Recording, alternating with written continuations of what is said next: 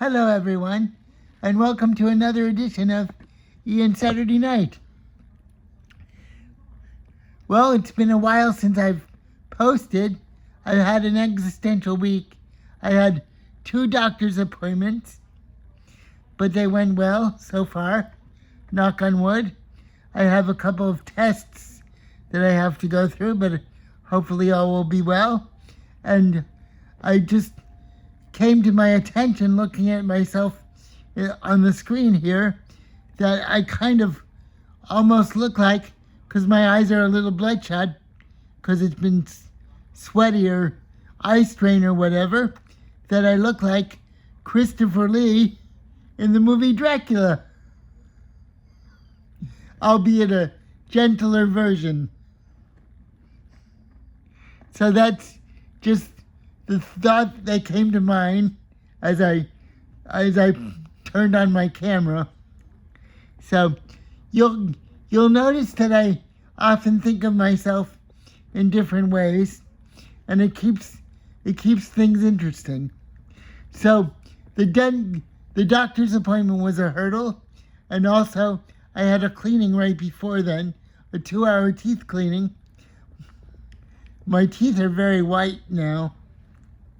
And that also makes me think that I'm a vampire, because vampires have white teeth. So I think of myself in different ways, but there's no harm in that, because in different times of my life, I'm different characters and different people. So I have to accept that fact and just go along with it, and I can't be attached to any certain flavor of my spirit or my body. I just have to go along with it. Of course, I didn't know that I would be in this position, to be in Key West right now, as many of you know. I thought I was going to be in St. Augustine, and it's a situation that haunts me to this day, because I tried my best, but my former fiance, she left me kind of with a lot of questions, but the bottom line is she couldn't handle me. So for whatever reasons, and I'm sure there were many, she realized that she couldn't handle me. My main beef with her, my main hurt with her, stems from the fact that she acted very casually to me in letting me go, rather than give me any foreboding, any premonition or talk beforehand. She kind of let me go casually, very casually, and this is, I think this is my main cause of sadness in my heart, because in her voice she seemed very casual and nonchalant. So at least that's how I feel. But it wasn't meant to be, so I have to let it go. I often think of seeing her again, to seeing how she is, because I do love her and care for her, and I want to see her again. But because of circumstances, I let her know that it has to be on her terms. She has to be ready and willing to see me. At least that's how I feel in my heart. And because by not being together, she's basically telling me that she doesn't want to see me in so many expressions. She obviously doesn't want to see me. So why should I force the issue of pursuing her when it's obvious that she has, her own life going on and she doesn't want to see me? But it was horrible. It was horrible the way things ended, and I feel horrible about it. I'm very haunted by Mexico, as many of you know. We had a big dramatic conflict in Mexico. It wasn't a conflict on my end, but she interpreted it as a conflict over a delayed flight. And then I went back to our B&B. I thought, I was left in the dark about this. I thought it would be okay. And I know I've talked about it before, but it's only because it haunts me very much. She wouldn't talk to me for the whole night, 10 hours. She just kind of shut down. And it was very, very powerful. Very, very, her silence spoke volumes. So, of course, I couldn't handle it. I couldn't handle the pressure at the time, and I burst into tears. So that's basically what happened, and all of my followers, all of the people that follow my blog, know the story by now. It's ancient Ian history, and it'll go down to one of the most iconic and mythic experiences of my life, because I still can't figure it out, but it happened. She blew up at me, and I had no premonition that this would happen, that it would happen in that way, and I fell to pieces. I pretty much fell apart. I felt like my arms and my legs were severed from my body on the floor, and I pretty much crumbled. So I can smile about it and think about it with some detachment, but it does haunt me to this day, because it came on so abruptly that I was really thrown for a loop. So anyway, it happened, and it was 2.5 years ago, but it's one of those things. It's one of those visual psychological things that really stay with me. So that's what happened, and many of you know that. So it's been one day at a time for me. I've written a play. My play, I keep it to myself, but for those of you who follow these videos, I've written a play. So it's a 3-act play, and I have an acquaintanceship with David Sloan, a very thorough ghost researcher of the paranormal. We're acquaintances, but he said he couldn't comment on my play because he is also he's very in his own projects, and I guess it would be a conflict of interest. But I feel encouraged that he encourages me, and he gave me a lot of hope and a lot of spirit. So my thanks to David Sloan. We haven't met each other, but I'm certainly we will if it's meant to be, and I think it is. My play is about Eugene Otto and Robert the Doll. I tried to keep it from the perspective of the human artist, the painter who had Robert the Doll, and to talk more about the idea of him being haunted. But it is a ghost story, and I respect Robert very much. I believe that he is a living force. So I respect him very much. But I wanted to speak more in my play about Eugene Otto, because he went through it. And also for Annette, also, his wife. she also went through it. So it's a Key West ghost story, as I'm in Key West now, and I've been here for 55. No, I've been here for about 54 years. I'm 59 now. It's almost my birthday, so I've been here 50 almost. I would say I got here when I was 7, so I've practically been here since for 53 years.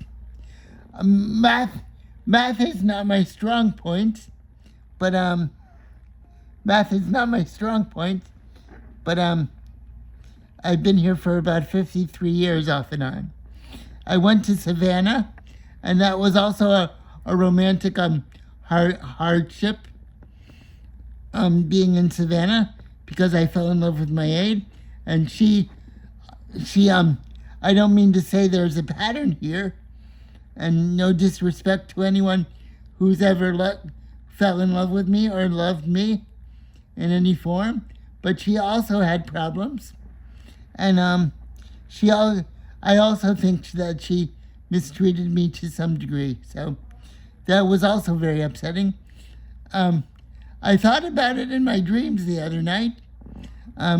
Latrice, she, before we met each other, she told me she was kidnapped and held in a basement by her boyfriend for about a couple months, as I remember.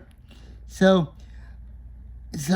she also had a great history of people mistreating her and abuse and those kinds of things. So I don't take this lightly.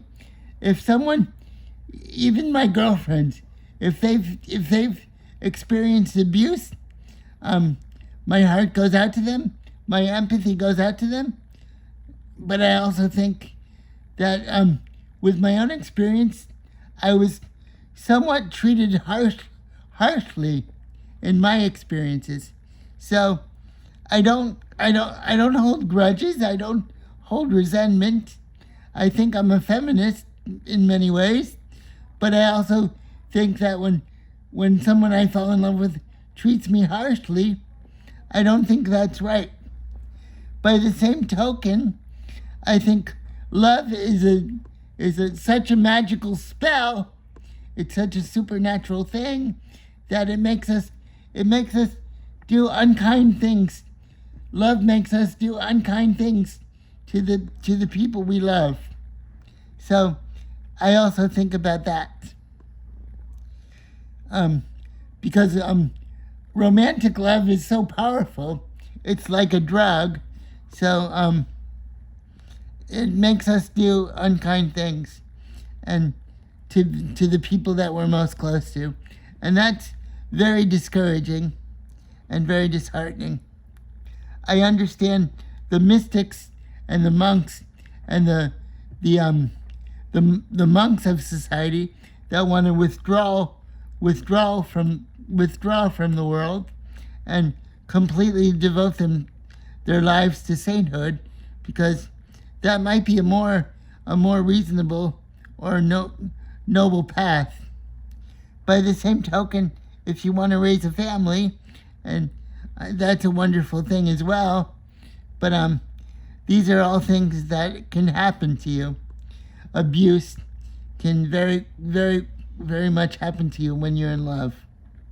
So there's no life is somewhat of a riddle, but we have to go forth with love first and foremost, and we have to, because no two people are alike, and that then raises the question whether love is meant to be totally monogamous after all. But the number one thing is that I think more people should lead with love. As hokey as that sounds, I know people use the word love too much, but actually, I was watching out of the corner of my eye this evangelist Joyce Meyer. She said, love is spiritual warfare, a weapon of spiritual warfare. And as dramatic as it sounds, because you get into the devil and all those things, but on that level of warfare, she makes a lot of sense, because love is it's a powerful weapon, and you can do a lot with it. Mostly, love is an understanding, the idea to put yourself in other people's shoes. Of course, this is hard to do. So, anyway, as you can tell, I've been, a lot of philosophical questions are in my head, but that's always how it is. And, that's always how my brain works. I've been haunted by things, absolutely, but I try to keep it in perspective and just keep moving forward, albeit with wheels instead of feet.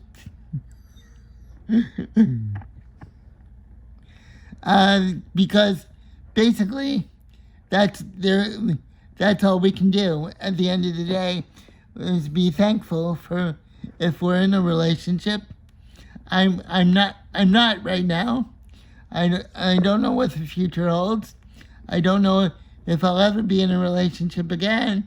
But these are things that I don't think I should be concerned with. I should just be concerned with giving of myself as much as I can, because that's all I can do. I'm sure I'm a lot to deal with. I've been told I've been a lot to deal with, but from my own perspective, I just try to go with the flow, and I always try to understand the person who I'm with. Not that happens a lot, but it does happen from time to time. Usually from like maybe 10 months in between time, or a lot of time. As close, as alone as I've been, I have a taste of what it's like maybe to be a monk, but not totally. So these are all things that I've been thinking about. Maybe they don't add up to much, but maybe some of you can understand where I'm coming from, and the day-to-day struggles of things, the struggles and the victories. Basically, I try to paint and I paint and write every day, but sometimes I feel like I'm too busy in my head. Okay, everyone, I think I've touched all the bases today, and I'll talk to you next week. Bye, everybody.